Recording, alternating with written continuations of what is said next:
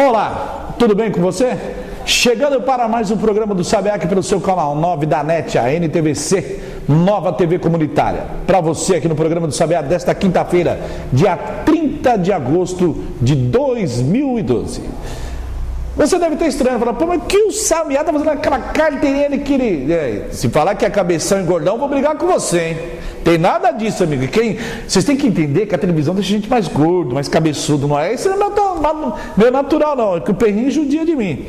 Mas, brincadeiras à parte, hoje nós vamos falar de escola, de educação. Nós vamos falar um pouco da cidade de Suzano, mais especificamente com a escola que se preocupa com o seu presente, com o seu futuro, mas não esquece o seu passado. Estou falando da escola Morato de Oliveira. 50 anos de Morato de Oliveira na cidade de Suzano.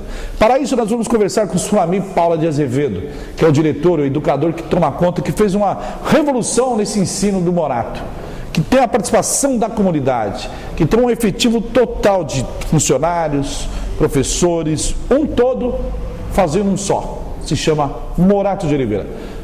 Essa matéria nós dividimos ela em 3 partes. A primeira parte nós vamos falar do Morato, a segunda parte nós vamos continuar falando também mais um pouco do Morato, e na terceira a gente vai encerrar falando do livro do Suami, falando da política e da cultura na área educacional, numa área total para você ter um pouco mais de conhecimento nestas áreas. Vamos juntos? Nós vamos acompanhar essa matéria do Suami Paula Azevedo? Vamos juntos! Para você na tela com o nosso querido Marcos Perrinho. Solta a matéria.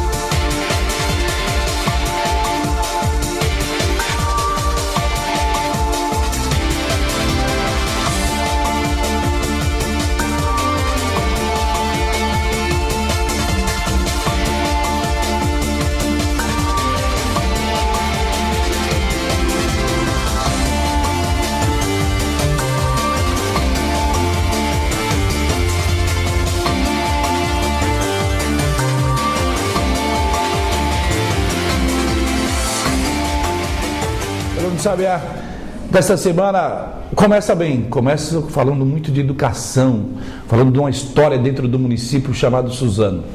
A gente mostra os fatores ruins de Suzano, mas graças a Deus há fatores que foram construídos há mais de 40, 50 anos, e hoje eu estou num deles. Eu estou hoje num estabelecimento de ensino chamado Morato de Oliveira.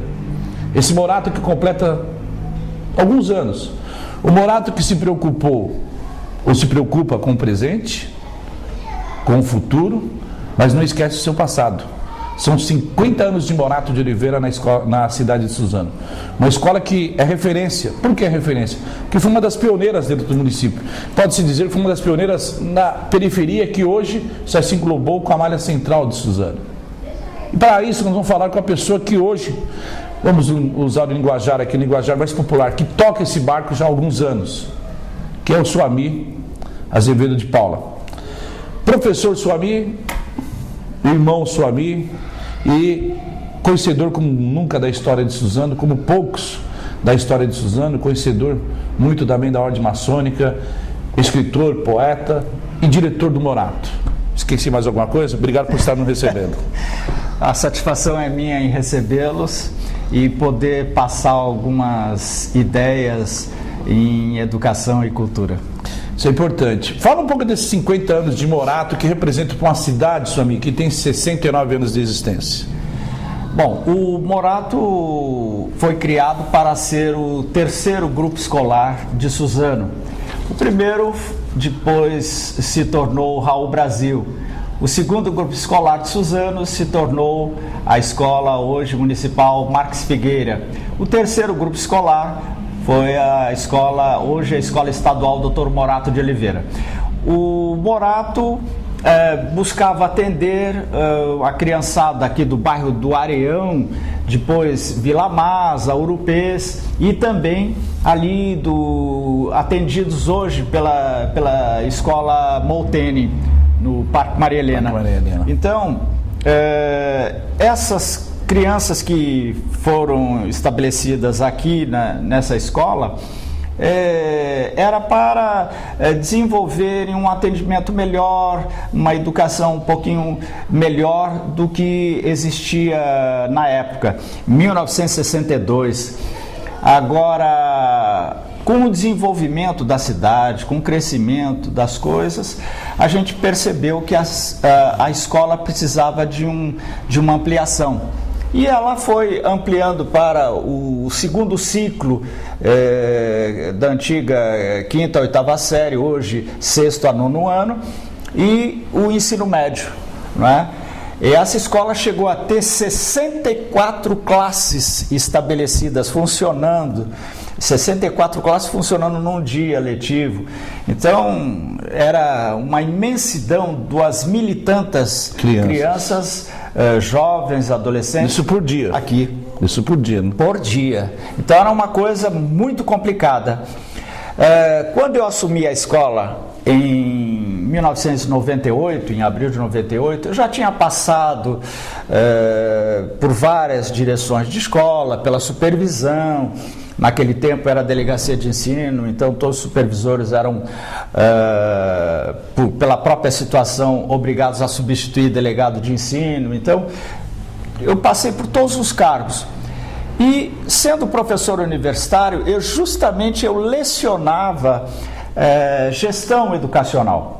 Como se trabalha, como se administra o sistema educacional, a escola e a sala de aula. Eu defendo a ideia que o professor também é um gestor de um grupo de pessoas, os alunos, na sala de aula.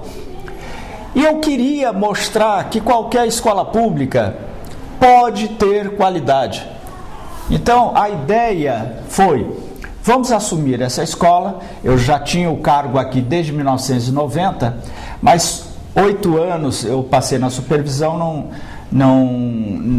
sem me afastar. Então, em 98, quando eu assumi a escola estava decaída, com a equipe, a autoestima bastante baixa e toda pichada, era uma situação Não havia frágil. uma participação da comunidade? Não. Aí é onde entra a gestão pública. Entra a gestão pública necessariamente na questão da gestão da escola, porque uma escola ela tem algumas exigências.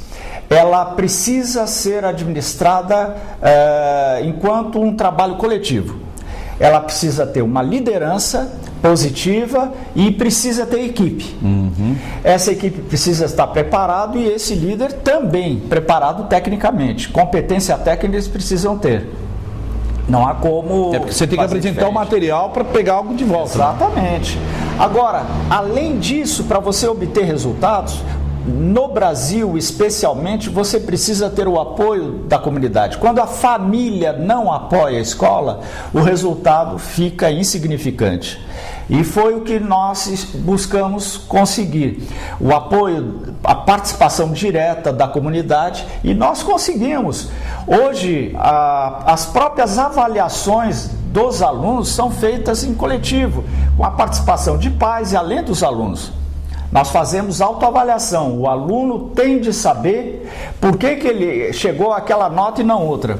Ele tem que saber. E os pais vêm e acompanham o que foi desenvolvido em sala de aula e o que está sendo projetado, o que está sendo esperado. Então, nós trabalhamos a equipe, nós trabalhamos a liderança ou as lideranças, que há necessidade de outras lideranças, a formação desse pessoal, as condições de trabalho desse pessoal têm de ser excelentes e nós buscamos melhorar. que eles tivessem condições dignas e de qualidade no seu trabalho, e não só para os professores, mas também para os alunos, e atrair a comunidade para se envolver e participar. Essa estratégia, né, de gestão pública, você trouxe para dentro dessa escola, você teve que montar uma equipe, porque muitos olham de cara feia, né? Olham de cara virada, porque é novo, é exigente. Como que foi batalhar isso e trazer isso para dentro da escola, principalmente do lado do funcionário? Foi difícil, mas eu já sabia que teria que enfrentar isso. Chegar alguém que passou para outros cargos, ou trabalhou com a direção de sistema, no caso, por 8 anos, quando você chega numa escola, as pessoas vão dizer: poxa, ele está muito tempo afastado de escola, não sabe mais o que é escola e tal. Não conhece mais o métier, né? Não conhece mais o métier, vai ter aquela dificuldade. Então nós tivemos que mostrar que nós sabíamos, que nós acompanhávamos. E nós tínhamos uma informação não apenas técnica, mas nós iniciamos um processo do que em gestão se chama planejamento estratégico, com o estabelecimento do diagnóstico da escola. Quais eram os problemas que não funcionavam? Os pontos fracos. Os pontos fracos, onde havia a possibilidade. Nós sabíamos também, por outro lado, que em qualquer organização, seja uma escola, uma empresa, uma instituição pública qualquer, sempre tem gente que quer que aquilo melhore. É claro que tem alguns que cansaram, que sofreram, que desistiram, mas tem sempre gente que quer. Nós reunimos essas lideranças positivas, estimulamos, buscamos o que vocês gostariam de ter como escola. Eu gostaria de ter isso, então vamos partir para conseguir isso. Fizemos alguns eventos, festas e tal, e juntamos. Em um ano, a gente conseguiu um resultado monumentalmente positivo e rápido. Em um ano, nós comemoramos o aniversário da escola, 1º de setembro de 1999, depois que eu estava aqui. Temos fotografias que mostram isso. Toda a equipe vestindo a camisa da escola. Então, isso já mostrou o quê? Que a quase totalidade, se não a totalidade da equipe, queria algo de bom. Vestiu a camisa. Vestiu a camisa. Essa é a grande realidade. E aí, isso é simbólico, mas funciona. E a partir daí nós começamos aquele trabalho, identificava onde estão os problemas. Uma escola toda pichada, ela precisa ser trabalhada. Existe uma violência estabelecida ali, nós precisávamos trabalhar. Nós conversamos com os pichadores, para muitos nós conseguimos curso de arte, de pintura, eles se tornaram grafiteiros e outras formas de arte, leitura, e alguns passaram a trabalhar com isso. E invertemos a posição de agressão para uma postura positiva em relação à cidade. Em relação à escola, nós temos 14 anos, as casas em volta da escola são pichadas, a escola não. Mas isso tendenciosamente vai acabar se nós não mantivermos a manutenção da escola. Por quê? Porque numa cidade onde existe um potencial de violência com um desemprego de 1/4 da população, com um nível de miséria de pelo menos 1/3 da população, é muito difícil você preservar isso. Então nós temos que trabalhar com os pequenos, nós temos que trabalhar com os adolescentes e com os jovens. E nós abrimos a escola nos finais de semana, naquele processo de Escola da Família, aquele programa que veio da França com o chamado Escola Aberta. E nós buscamos trabalhar com tudo isso, com essa comunidade, para eles identificarem um espaço que seja respeitado. Bom, querido Perrinho, quando já rodou aí para nós? Então nós vamos fazer o seguinte, nós vamos ao primeiro intervalo, a gente já volta, continuando esse papo gostoso, falando mais um pouco de educação, especificamente na cidade de Suzano, e falando do Morato de Oliveira, que completa 50 anos no dia 1º de setembro. Vamos juntos, já volto.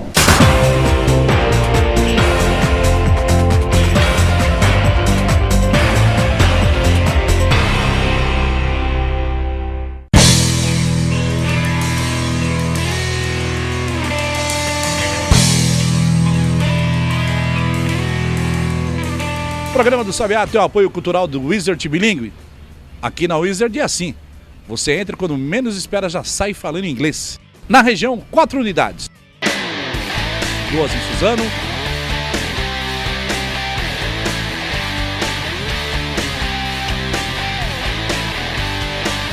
em Ipuá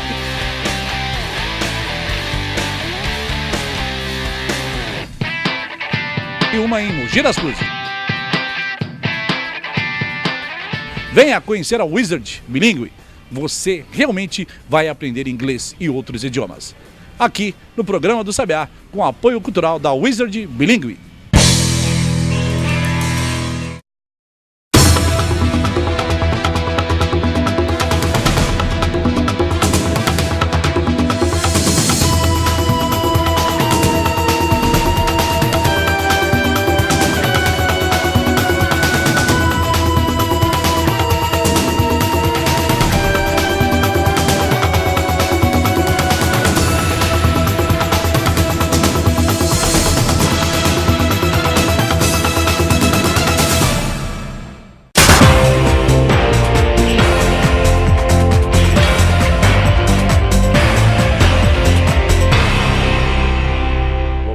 Bom, voltamos, continuidade com essa entrevista com sua amiga aqui no Morato, ele que é o diretor do Morato, completando os seus 50 anos.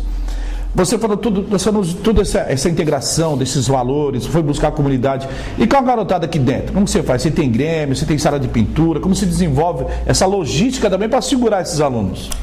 Sim, a criançada, não apenas os professores e funcionários, tem de ter orgulho da escola, de participar aqui. Como você pode atingir isso de alguma maneira? Trabalhando. Eles têm de saber a história da escola, a história da cidade. A escola tem um hino que é cantado regularmente, semanalmente. Todos eles sabem o hino da escola.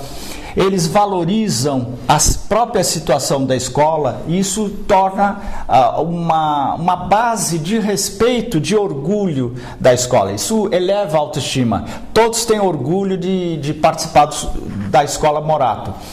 E esta situação, ela também não pode acontecer espontaneamente, tem que ser trabalhada. Não apenas o hino, as condições, mas você oferecer um estabelecimento que eles sintam que é diferenciado. Uhum. A escola tem espaços ambientes da melhor qualidade.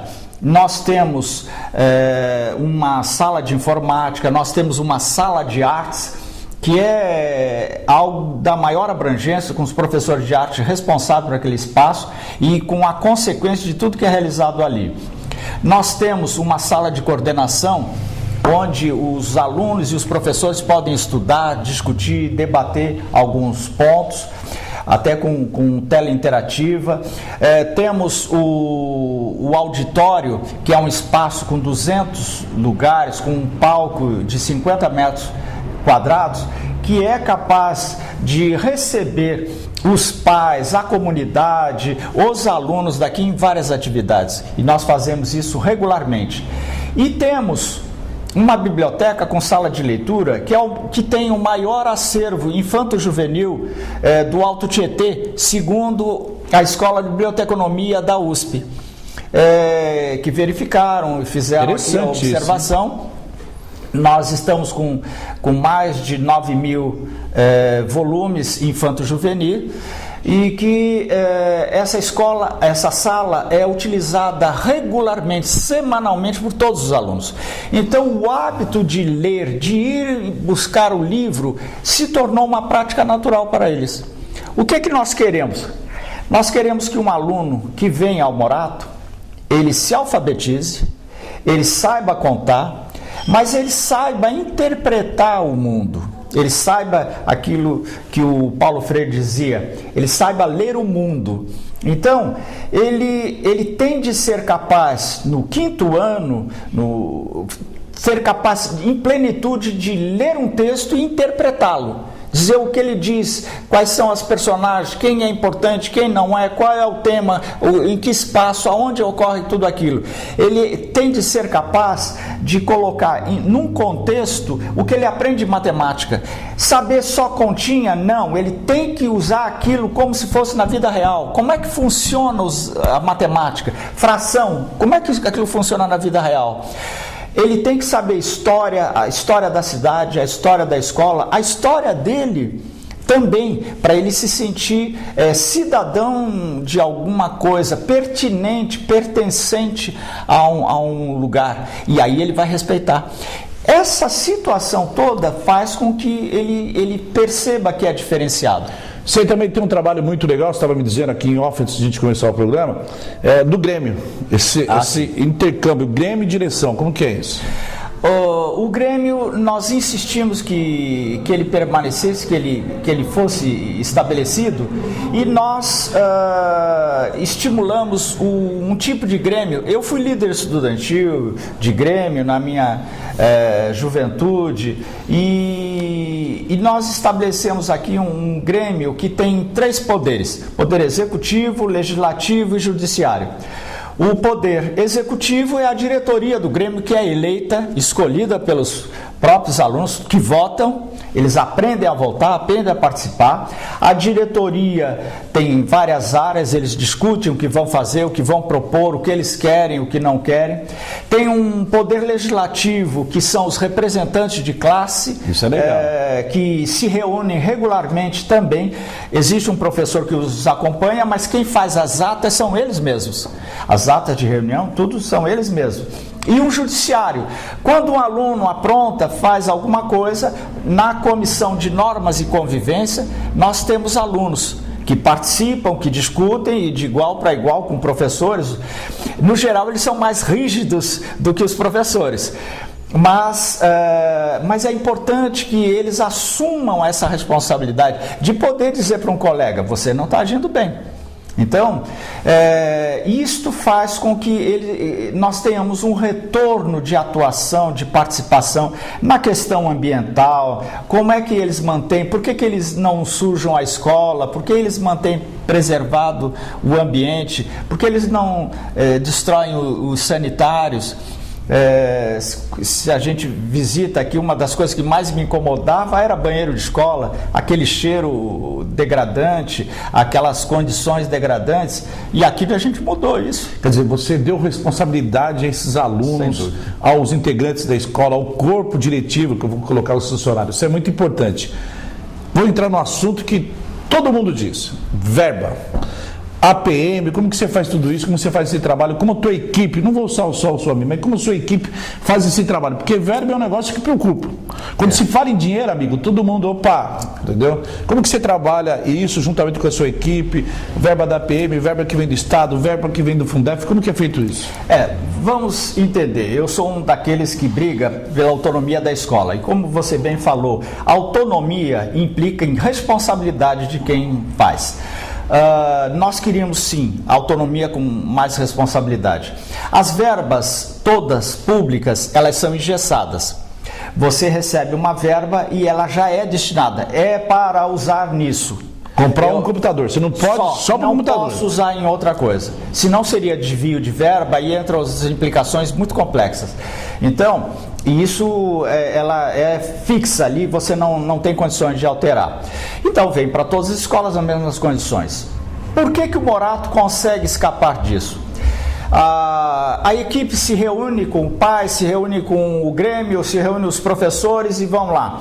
Precisamos comprar uma tela interativa como nós, um projetor multimídia, nós precisamos comprar um novo computador para a sala dos professores.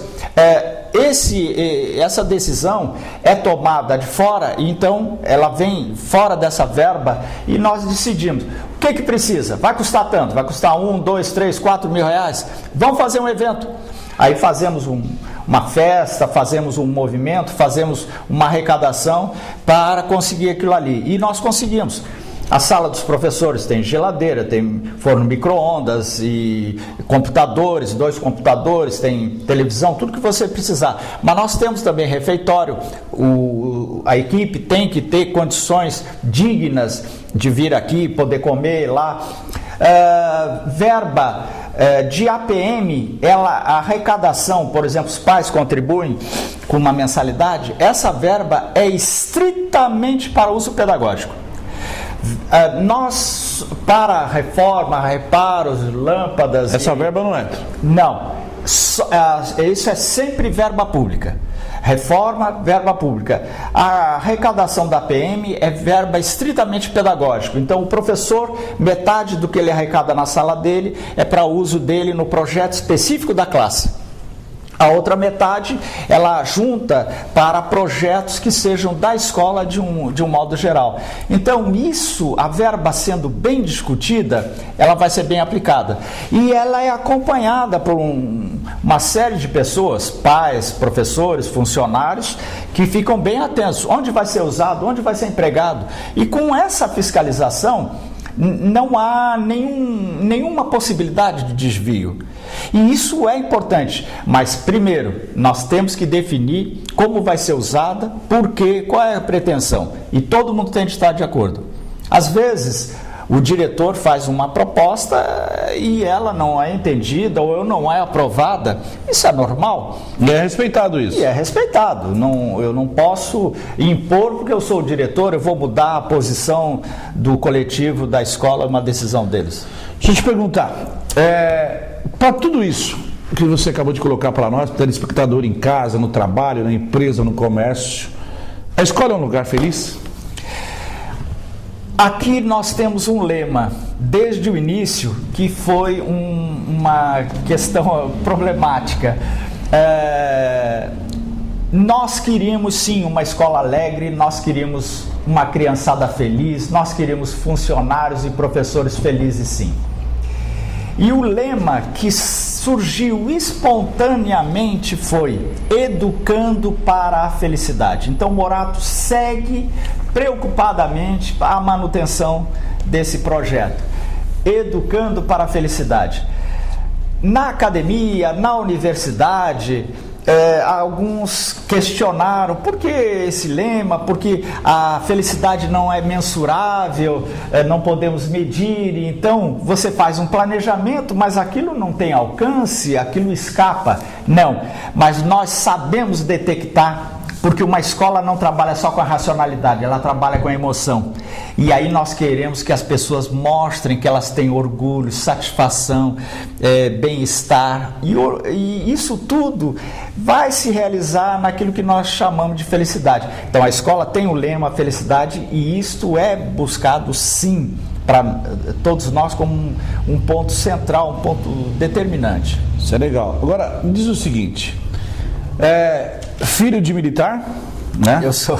José Ribamar de Azevedo, esse, a Dona Maria também de Azevedo, sua mãe, o pai era militar, natural do Rio Grande do Sul.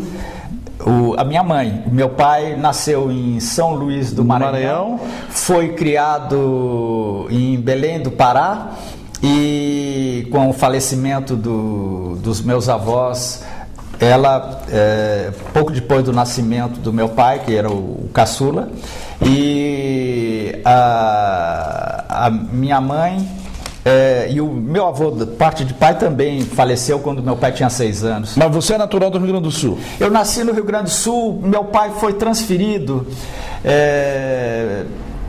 logo ele fez o curso de sargento, foi transferido para o Rio Grande do Sul. No Rio Grande do Sul, era os anos 20, ele foi comissionado oficial e participou daquelas várias revoluções, 24, 28, 30, 32, e acabou sendo reconhecido depois, carta patente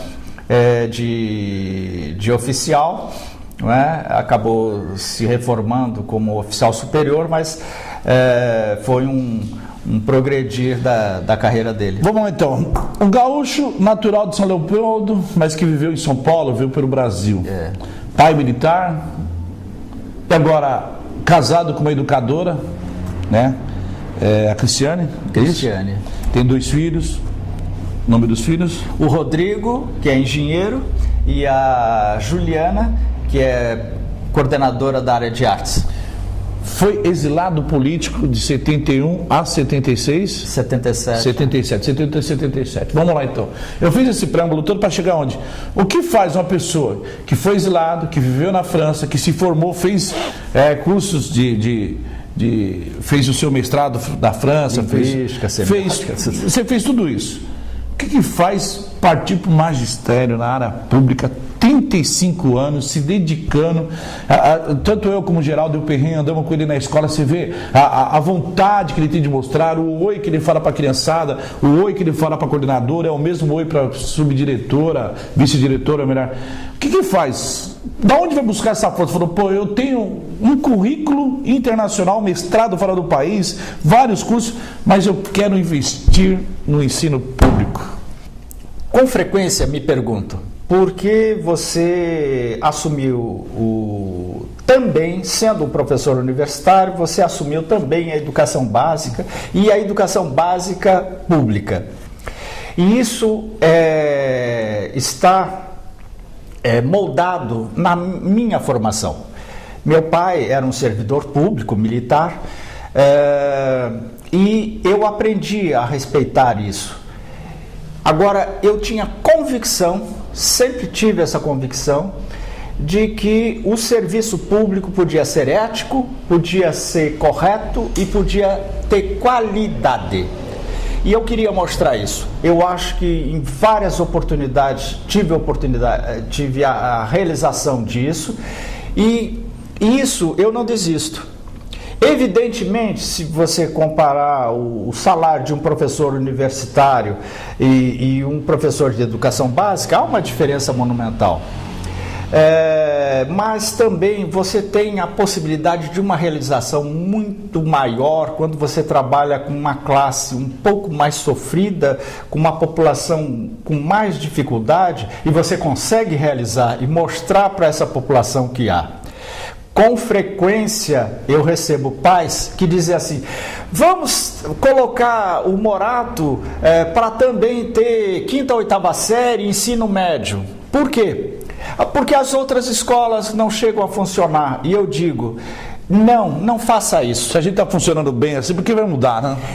O que eu insisto, vá para outra escola e cobre da gestão, apoie a gestão, modifique aquela escola, ajude a transformar aquela escola. Dê responsabilidade a essa escola também, exatamente, né?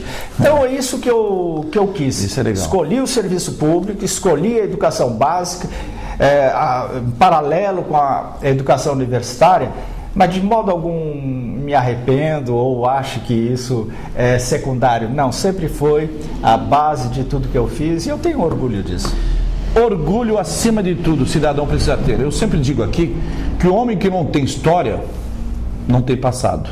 Essa é a grande realidade. Estamos conversando com o Soamir Azevedo de Paula, diretor, educador, poeta, escritor, um pouquinho de cada setor na área de educação. Ele falou para nós, principalmente esses 50 anos do Morato, que para nós que somos de Suzano, gente, é um orgulho muito grande, porque muitas coisas na cidade foram abandonadas, foram esquecidas.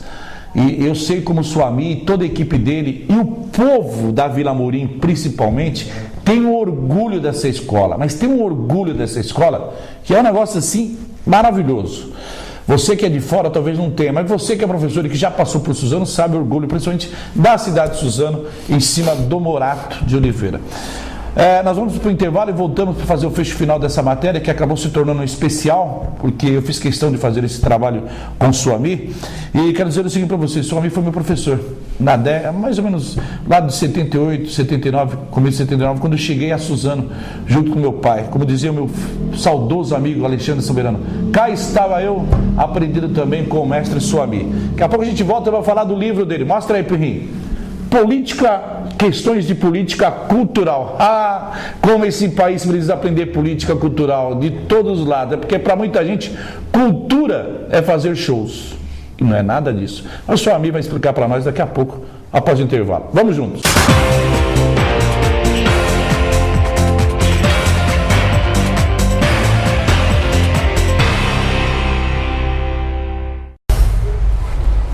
Faça como eu. Quer falar muito e pagar pouco? Chegou para você o Fale Brasil. Você tem 100 minutos à sua disposição. Você fala muito para todo o território nacional e também chamadas internacionais. Estados Unidos, Japão, Europa, aqui no novo cartão Fala Brasil, bem próximo de você, numa banca de jornal. Você vai lá, pega o teu Fala Brasil, risca o número aqui atrás, coloca através do 0800 e pronto, você já sai falando. 100 minutos no Fala Brasil.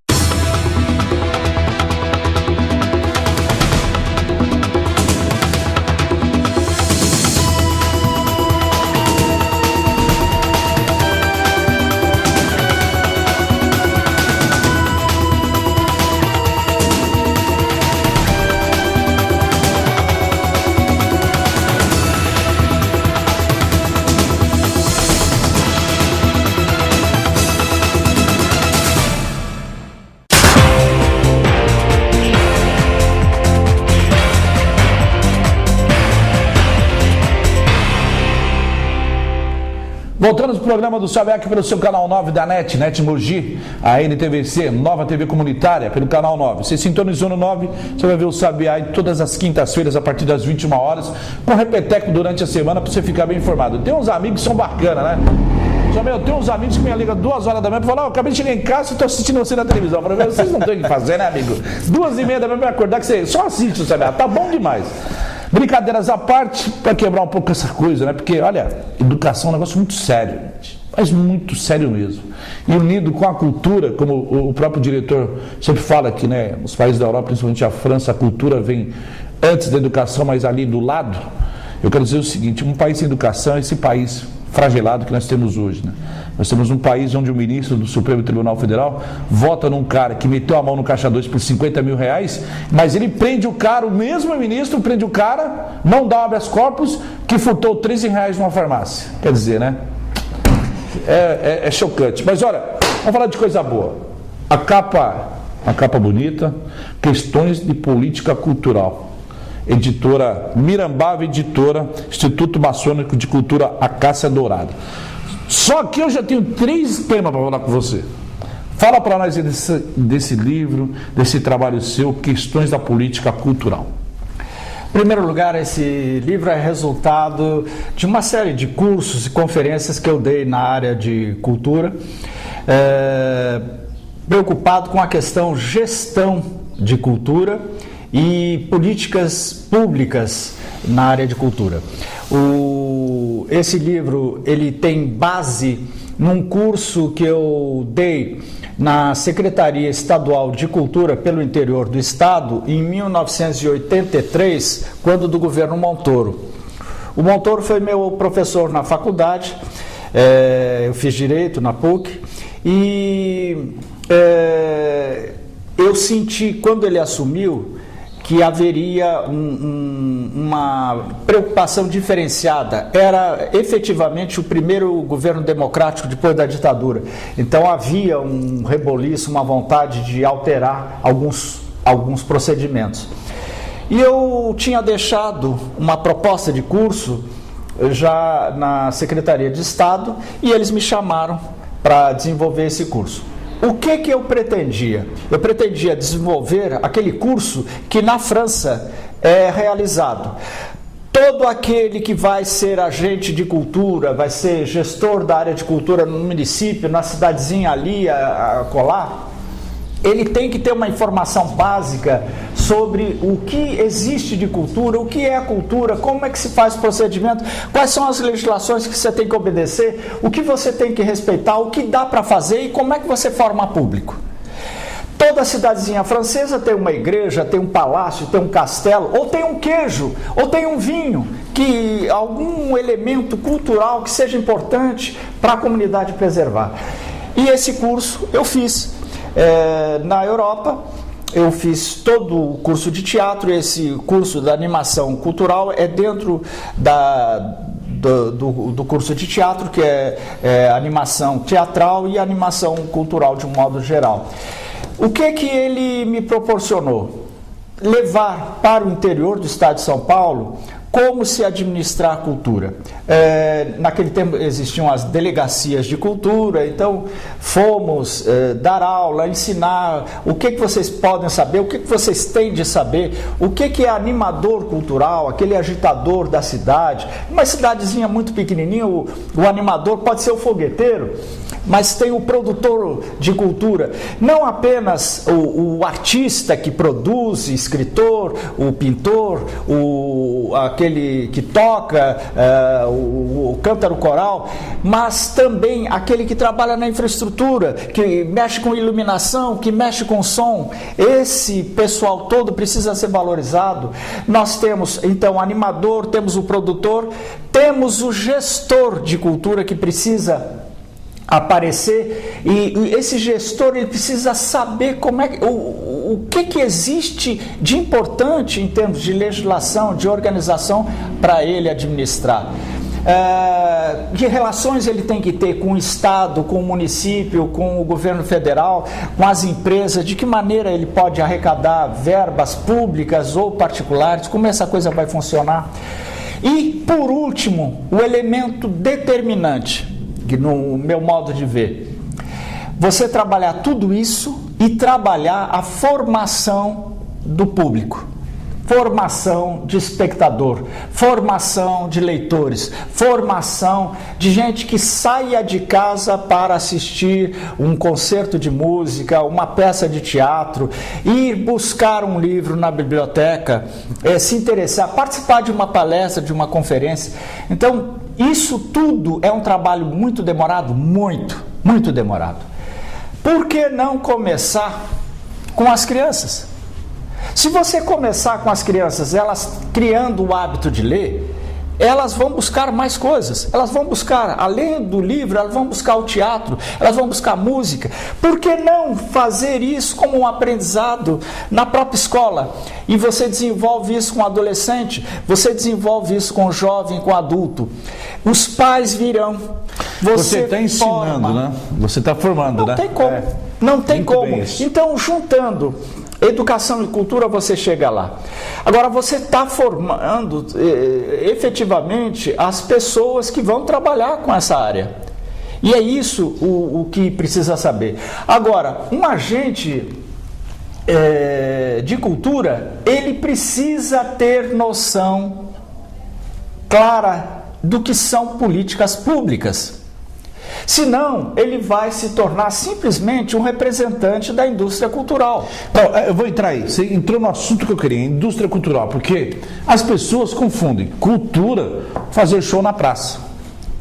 Como que é essa coisa? Outro dia você até me colocou bem, né? Que a cultura é uma coisa, essa coisa é a cultural industrial. Como que é mais ou menos isso? Passa para nós. A teoria da indústria cultural foi definida no final dos anos 40 por alguns filósofos alemães. Um pouquinho complicado para explicar isso, mas é mais simples quando você mostra a coisa.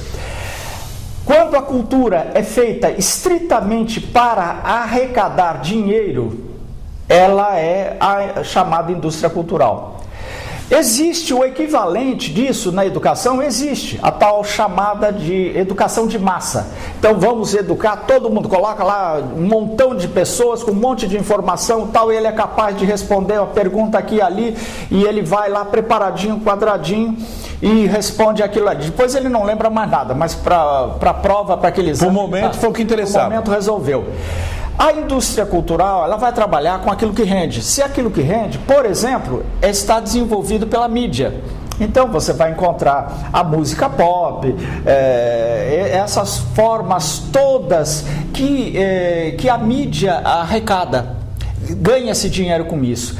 Não necessariamente com uma orquestra sinfônica. Por exemplo, você tem uma cidade como Suzano. Você diz, podemos criar um teatro, estimular teatro. Por que não começamos com o trabalho mais simples ou mais difícil? Começamos com um grupo de teatro de repertório. O que é um grupo de teatro de repertório? Aquele que trabalha com o acervo de teatro brasileiro tradicional. Vamos aprender o que é teatro romântico, teatro realista, o teatro moderno, teatro pós-moderno, etc. Vamos ver essas representações e vamos educar o público. Ele vai até ele chegar e escolher o que ele quer, o que ele prefere, o que ele gosta mais. Música. Por que você não forma isso? Ah, mas isso custa mais dinheiro e tem pouco patrocínio. Vamos educar também os empresários. A gente chega lá, não é impossível. Legal. Bom, fala um pouco dessa coisa da França, que o diretor fala muito, quando a gente está em off, que a cultura vem primeiro do que a educação. Como que é isso? Porque na França, nós estávamos conversando outro dia, há 40 anos atrás, a França já fazia o que o Brasil sonha um dia fazer. Exatamente, você vai em qualquer reunião com agentes culturais, eles discutem a mesma coisa de 40 anos atrás. Então não se estabelece bases para a continuidade. As políticas culturais, que eu chamo de eventuais, elas são marcadas em eventos, aquilo que você disse, shows.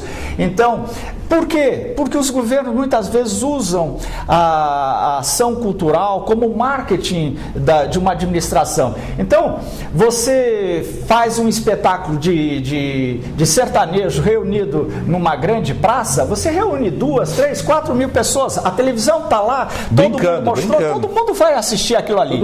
Ele vai para casa e esquece aquilo passou. Ele não vai cobrar, senão aquilo que a televisão já mostra para ele. Ele não vai ser educado em novas formas, outras formas de cultura. Ele não conhece nem os princípios norteadores da própria cidade dele. E se ele não conhece a história da cidade dele, os fenômenos culturais, os fatores culturais, os traços culturais da cidade dele, ele não vai preservar essa cidade. Ele vai buscar aqueles fatos, aqueles eventos culturais que estão na mídia. Ele é malvado? Não, ele não foi preparado para saber mais. Então, é um público limitado?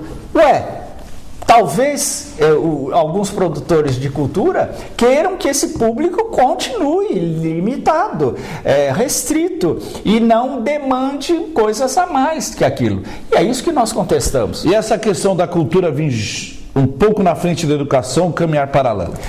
Olha, a cultura, ela está relacionada à educação necessariamente. A educação é simplesmente ensinar cultura de um povo, de um grupo, de uma sociedade. É isso que a gente faz na escola, é passar cultura. A cultura que é praticada, ela existe. A cultura que não é praticada, ela morre.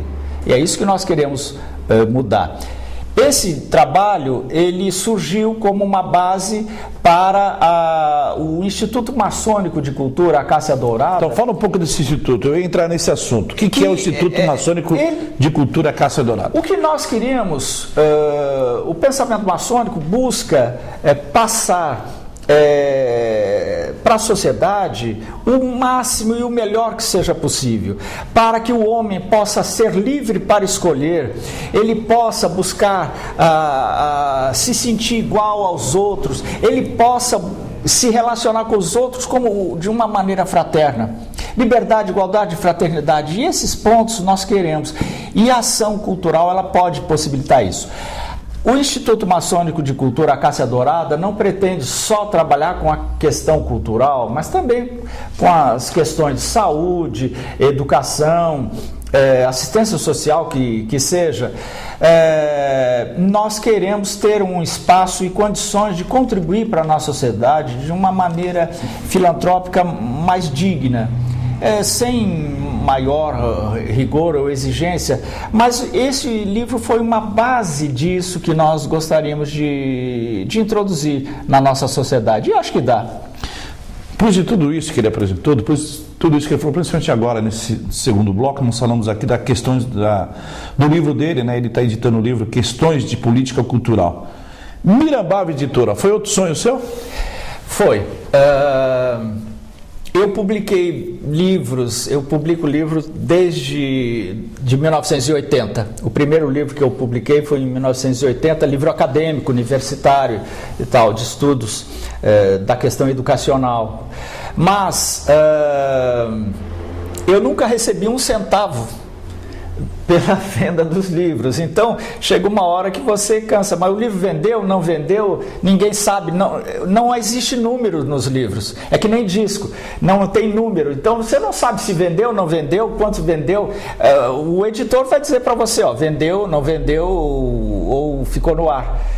Então, a pedido de alguns amigos, por que você não cria a sua própria editora? Eu criei uma editora de demanda, a Mirambava, que as pessoas se juntam, contratam o nosso serviço, fazemos o registro da publicação na Biblioteca Nacional, fazemos o código de barra, o ISBN, fazemos revisão, organização, o trabalho gráfico, toda essa estrutura, e quem vai ser dono do livro é o próprio autor.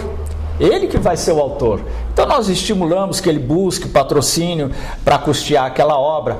É claro que eu sei que o Drummond, o Bandeira e todos esses outros, eles publicaram seus livros com patrocínio do próprio bolso, né? Então, ou patrocínio, mas enfim, hoje a gente busca que haja essa preocupação e eu quero que o autor tenha satisfação, ele vai e venda o seu livro e ele vai perceber como ele pode ser valorizado, ele mesmo divulgando o livro dele, ele mesmo vendendo o livro dele. E aí saiu a Mirambava Editora, que graças a Deus está funcionando direitinho. Esse seu trabalho é o 12º trabalho, é isso?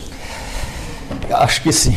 Porque já tem muita coisa aí, né? Tem bastante coisa entre livros acadêmicos, mas o meu orgulho, sabe, é ter escrito os 3 primeiros livros sobre a história de Suzano. Eu entro nesse assunto. Já que você entrou, vamos embora. Ele já está falando que eu ia entrar. Esses 3 livros, que é o Suzano Estrada Real, o Povo Mirambava e o Retratos de Suzano, nós conseguimos estruturar a base de conhecimento da cidade de Suzano. Um povo que não conhece a sua história, ele não vai respeitar, ele não vai combater os vândalos, não vai combater os corruptos. Então, nós buscamos isso, estabelecer a base da história de Suzano. Todos os livros que vieram depois, sejam de caráter jornalístico ou mesmo historiográfico, todos eles tomaram base em tudo aquilo que nós colocamos inicialmente. Hoje nós temos um projeto aí de escrever a história da educação em Suzano e nós identificamos uma série de pontos que ainda precisam ser tratados e nós queremos tratar. Mas se nós estimularmos que as prefeituras, no caso de Suzano ou de qualquer outra cidade, se ela passar a ensinar não só a estrutura do meio ambiente, mas também a base histórica da cidade para as crianças, isso vai ser preservado. E se for cobrado, ele aprende sim, e ele vai transformar aquilo como uma situação de orgulho. Ele vai ter orgulho da cidade dele, porque ele conhece a história. Conta para mim, você sabe daquele menino, daquela menina que arruma uma namorada e ele não ou ela não querem saber nada do namoradinho? Quem é? Onde ele mora? Quem ele vive? Quem é o pai? Quem é a mãe? O que ele faz? O que ele gosta? Isso não existe. Se você gosta de alguma coisa, gosta de alguém, você vai buscar saber mais. Por que não se possibilita o conhecimento da história da cidade para essa população que está aí? Ah, mas todo mundo é migrante. Mais importante ainda, ensinar para eles. Porque é migrante você passa a régua? Apaga? Exatamente. Não, passa a borracha, paga? Porque o cara é migrante não merece. Aqui só me tocou num ponto importante. Eu coloco aqui um eixo. Foca aí, transversal. Pegou bem aí? Que é nesse livro onde eu trato desse aspecto. Por que a gente precisa trabalhar com a memória local? Se você tem, por exemplo, uma pessoa que nasceu no Nordeste, ela vem para São Paulo, ela não se torna paulista e deixa de ser nordestino. Ela mantém as raízes, aqueles traços da cultura nordestina e vem para São Paulo. Ele não se torna automaticamente paulista. Uma pessoa que estava na classe F e morava na rua, ela acha um bilhete lá da loteria e ganhou lá 3 milhões. Ela mudou de classe social. Não adianta dizer que ela da F ela pulou para A rapidinho. Passou para A. Agora, ela não adquire a cultura da classe A automaticamente porque ela mudou de classe. Então, tanto um quanto o outro ficam no meio do caminho, num ponto que a gente chama de alienação cultural. A antropologia coloca isso. Esse pontinho que ele não é nem classe A, mas não é classe F. Ele não é nordestino, mas também não é paulista. Então ele está no meio do caminho. Este ponto precisa ser trabalhado. Uma pessoa só aprende uma segunda língua se ela dominar a primeira base dela. Então, eu preciso que ele saiba de onde ele veio, o que ele aprendeu, quais são os valores que ele tinha lá, e para ele adquirir esses novos. Eu preciso fazer isso, respeito. Da mesma maneira, de classe, ele precisa saber quais são os valores daqui, quais são os valores dali, até para ser aceito, ser respeitado. Isso pode ser feito em nível municipal, com política cultural consequente. Não é uma coisa inviável, impossível. Agora precisa ser feita. Demora muito, mas se a gente não começar, nunca terá. Nunca terá. Olha, quero agradecer de coração essa participação sua aqui no programa do Sabiá. Foi realmente algo muito gostoso, algo bom de se falar. Eu falei da minha cidade, falei de uma cultura que existe nessa cidade, uma cultura que caminha junto com a educação, que é a Escola Morato de Oliveira. Eu iniciei dizendo que são 50 anos que se preocupa com o presente, já trabalha o futuro, mas não esquece o seu passado. 50 anos de Morato de Oliveira e também um pouco da história do Suami, professor, mestre Suami, falando com a gente, falando do livro dele, que é a questão cultural, a política cultural.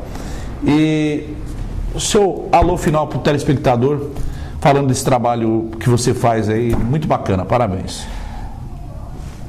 Sintetizando, o resultado do Morato é o resultado de uma equipe sob uma liderança positiva, com um projeto objetivo, determinado de busca de qualidade educacional, resultado de aproveitamento do aluno para uma sociedade melhor. É isso que nós buscamos. Esse plano foi todo estabelecido antecipadamente e ele foi sendo adequado ou adaptado de acordo com uma ou outra necessidade, mas ele foi previamente preparado como deve ser um trabalho de gestão, com planejamento estratégico, com um diagnóstico identificado e com metas e objetivos a serem alcançados. Nós conseguimos. Felizmente, não queremos fazer comparações. O Morato é melhor que fulano, que Beltrano, que a escola XYZ. Eu acho que isso é tolice. Mas nós podemos mostrar que uma escola pública pode ter qualidade e ela, de fato, concretamente, ela alcançou o melhor resultado do Alto Tietê em termos de aproveitamento de aluno. Isso para nós é definitivo. Escola pública pode ser boa, sim. Tá ligado. Suami Paula de Azevedo falando conosco aqui no programa do Sabiá, pelo canal 9 da Suanet. Com ele eu vou terminando mais um programa do Sabiá desta semana, quinta-feira, dia 30 de agosto de 2012. E vou terminando com a seguinte frase que o Suami me passou: só se faz cultura com a preservação da cultura. Mário de Andrade. Vamos juntos? Direção é dele, mestre, jornalista Geraldo Rodrigues. A edição, todo o trabalho técnico dele, Marcos Perrin. E a apresentação aqui é do seu grande amigo, aí do outro lado, Valdir Sabiá. A gente volta no próximo programa aqui pelo seu canal 9. Vamos juntos, até lá. Valeu, gente. Obrigado.